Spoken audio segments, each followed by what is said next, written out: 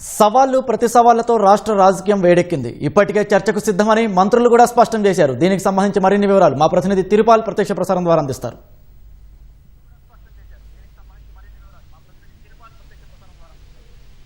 Rajkumar, BRS Congress మధ్య సవాళ్లు ప్రతి సవాళ్లతో రాజకీయ వాతావరణం బాగా వేడెక్కిందని చెప్పవచ్చు. ఒకవైపు గురుకుల సంక్షేమ హాస్టల్స్లో టెండర్లకు సంబంధించి పెద్ద ఎత్తున అవినీతి జరిగిందని చెప్పేసి బీఆర్ఎస్ నాయకుడు ఆర్ఎస్ ప్రవీణ్ కుమార్ ఆరోపించారు. దాదాపు 2,000 కోట్ల రూపాయల అవినీతి జరిగిందని చెప్పేసి ఆయన ఆరోపించారు. దీని మీద మంత్రులు, సంక్షేమ శాఖకు సంబంధించిన మంత్రులు, ముగ్గురు మంత్రులు అజరుద్దీన్, పొన్నం ప్రభాకర్, అదేవిధంగా అడ్లూరు లక్ష్మణ్, ముగ్గురు కూడా బీఆర్ఎస్ నాయకులు ఏదైతే సవాలు విసిరారో ఆ సవాలుకు ప్రతి సవాలు విసిరారు.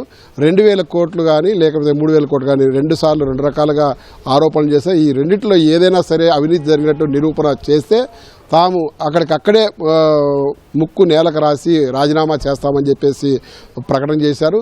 అందులో భాగంగానే ఈవేళ ఉదయం మంత్రులు ముగ్గురు కూడా స్థానిక శాసనసభ్యులు, ఎంపీలతో కలిసికట్టుగా గన్ పార్క్ వద్దకు వచ్చారు. గన్ పార్క్ దగ్గర దాదాపు గంటన్నర పాటు వేచి చూశారు. బీఆర్ఎస్ నుంచి ఎవరు రాకపోవడంతో వాళ్ళు అక్కడి నుంచి వచ్చేశారు. ఈ సందర్భంగా మాట్లాడిన సమయంలో బీఆర్ఎస్ నాయకులు ఎవరంటే వాళ్ళు ఏదంటే ఆరోపణలు చేస్తే దాని మీద చర్చించేదానికి తాము సిద్ధంగా లేవని, ప్రజాప్రతినిధులుగా ఉన్న ఎమ్మెల్యేలు లేకపోతే మాజీ మంత్రులుగా ఉన్న బీఆర్ఎస్ నాయకులు కేటీఆర్ కానీ లేకపోతే హరీష్ రావు కానీ వచ్చినట్లయితే చర్చించేదానికి సిద్ధంగా ఉన్నామని చెప్పేసి ప్రకటించారు. అదేవిధంగా నిరాధారమైన ఆరోపణలు ప్రభుత్వంపై చేసి బురద జల్లాల అనే ఆలోచనతో ఉన్నట్లయితే అది మంచిది కాదు, దాన్ని విరమించుకోవాలని చెప్పి కూడా హితవు పలికారు. ఆ ఇద్దరు కాకుండా హరీష్ రావు, కేటీఆర్ కాకుండా మిగిలిన వాళ్ళు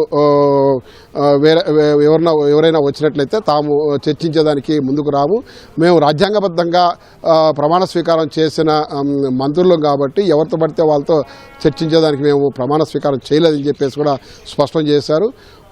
గన్ పార్క్ దగ్గరికి వచ్చినట్లయితే గురుకులాలలో ఏమి అవినీతి జరిగింది ఏంటనే దాని మీద వాళ్ళు చేస్తున్న ఆరోపణలకు పూర్తిగా అధికారికంగా గణాంకాలతో సహా స్పష్టం చేస్తాము.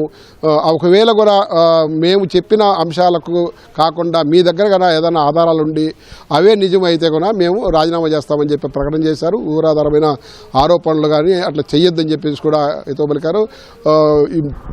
ఇది ఆ గన్ పార్క్ దగ్గర దాదాపు గంటన్నర పాటు వేచి ఉన్న మంత్రులు ముగ్గురు కూడా అక్కడి నుంచి వచ్చేశారు.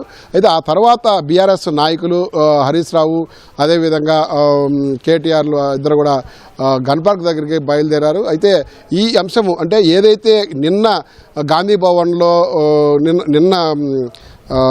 నిన్న మంత్రి జూపల్లి కృష్ణారావు రాష్ట్రంలో అప్పులకు సంబంధించి బీఆర్ఎస్ నాయకులు కేవలం 3.5 లక్షల కోట్ల రూపాయలు మాత్రమే రాష్ట్రంలో బీఆర్ఎస్ పరిపాలనలో అప్పు చేసినట్టుగా చెప్పారు. అయితే వాళ్ళు చెప్పిన 3.5 లక్షల కోట్ల రూపాయలు అనేది శుద్ధ తప్పు, అది అబద్ధము, అవాస్తవము, లేనిపోని అంటే రాష్ట్ర ప్రజలను పక్కదారి పట్టించేది కాదు. 8,11,000 కోట్లు బీఆర్ఎస్ హయాంలో అప్పులు చేశారు. దానికి సంబంధించిన పూర్తిగా గణాంకాలు మా వద్ద ఉన్నాయి. పూర్తిగా మేము ఆధారాలతో పూర్తిగా నిరూపించేదానికి సిద్ధంగా ఉన్నాము. అందుకోసం అవసరమైతే బీఆర్ఎస్ భవనం కూడా వెళ్ళడానికి సిద్ధమని చెప్పేసి నిన్న మీడియా సమావేశంలో జూపల్లి కృష్ణారావు ప్రకటన చేశారు. దీనిని దృష్టిలో పెట్టుకొని అటు బీఆర్ఎస్ నాయకులు ఇద్దరు కూడా మాజీ మంత్రులు కేటీఆర్ కానీ హరీష్ రావు బీఆర్ఎస్ భవనం చేరుకొని అక్కడి నుంచి వచ్చేదానికి ప్రయత్నం చేసినప్పుడు పోలీసులు అడ్డుకున్నారు. అయితే ఈ విషయం తెలిసిన వెంటనే గాంధీ భవన్లో మంత్రులతో ముఖాముఖి కార్యక్రమంలో ఉన్న జూపల్లి కృష్ణారావు తాను కూడా గన్ పార్క్ రావడానికి సిద్ధంగా ఉండా, వాళ్ళు గన్ పార్క్ వస్తే నేను కూడా గన్ పార్క్ రావడానికి సిద్ధంగా అని చెప్పేసి కొద్దిసేపటి కిందటే ప్రకటన చేశారు. పూర్తిగా తమ దగ్గర ఆధారాలు ఉన్నాయి. బీఆర్ఎస్ హయాంలో 10 సంవత్సరాల పరిపాలన కాలంలో 8,11,000 కోట్లు అప్పు చేశారన్నది మా దగ్గర పూర్తి ఆధారాలు ఉన్నాయి. ఆ ఆధారాలను పూర్తిగా బయట పెడతాము. వాళ్ళు 3.5 లక్షల కోట్లే అని ఏదైతే చెప్తున్నారో అది శుద్ధ అబద్ధం అని చెప్పేసి చెప్పేసి జూపల్లి కృష్ణారావు కొద్దిసేపు క్రితమే స్పష్టం చేశారు. మరి కాసేపట్లో ఆయన గాంధీ భవన్ నుంచి జూ పార్క్ వచ్చే అవకాశం ఉండదు. ఇప్పటికే బీఆర్ఎస్ నాయకులను పోలీసులు అడ్డుకున్నారు కాబట్టి జూపల్లి కృష్ణారావు ఇక్కడ గన్ పార్క్ దగ్గరికి వస్తారన్నది కాస్త సంశయంగా ఉంది. ముందైతే ప్రకటన చేశారు, ఇప్పుడు వాళ్ళు రావడం లేదు కాబట్టి ఆయన గన్ పార్క్ వస్తారు లేదనేది వేచి చూడాల్సి ఉంది. మొత్తం మీద నిన్నటి నుంచి కూడా అటు బీఆర్ఎస్ ఇట్లు కాంగ్రెస్ రెండు పార్టీల మధ్య పార్టీ నాయకుల మధ్య పెద్ద ఎత్తున సవాళ్ళు ప్రతి సవాళ్ళు కొనసాగుతున్నాయి. రాజకీయ వాతావరణం పూర్తిగా వేడెక్కిందని చెప్పవచ్చును.